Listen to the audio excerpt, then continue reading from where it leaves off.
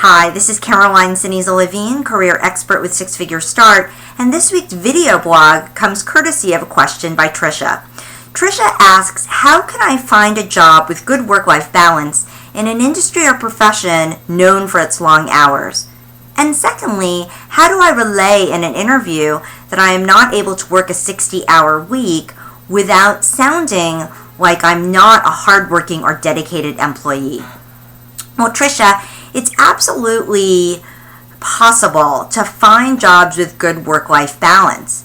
And it's possible to find jobs with good work-life balance even in industries that are known to be demanding. It could be that there are specific competitors within those industries where they use work-life balance as a possible competitive advantage, or they're just more progressive on that front.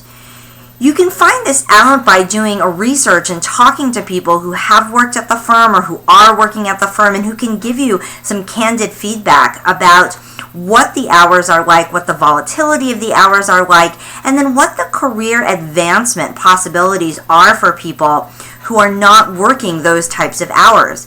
Because it's one thing for a company to say that they have good work-life balance, but if these are for the people who are somehow marginalized or don't get promoted, that's not going to work either.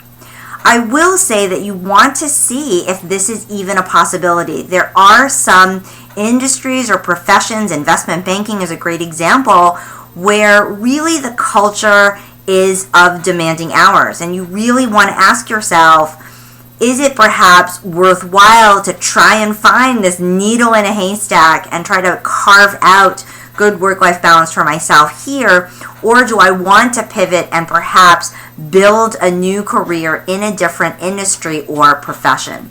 The second part of your question regarding when you can ask or how you can ask about minimizing your hours or perhaps not working those long 60-hour work weeks, when can you ask about that?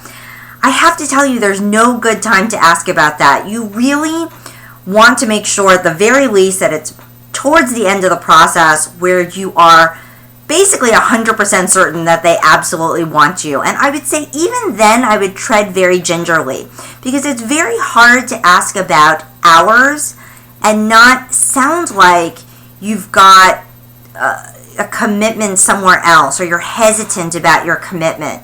What you're really trying to find are these long work weeks, are they a possibility? Do they happen rarely? Are they a probability? They happen pretty much on average? Or are they an inevitability that this is the type of firm that just demands these long hours? You don't want to ask that outright, but you can absolutely find that out, again, through research of people who are working there but are not in the interview process, and then people who perhaps have left the firm and can be candid in talking about that.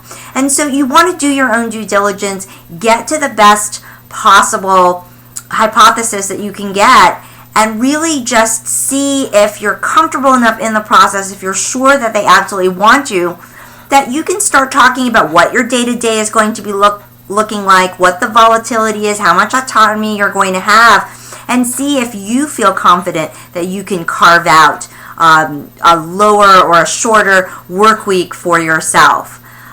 It's very difficult to ask that. I know for myself as a recruiter, when I hear that question, even when I've managed my teams for good work-life balance, I always have to wonder, why are they asking that question? And if it's early in the process, it makes me even question their professional judgment.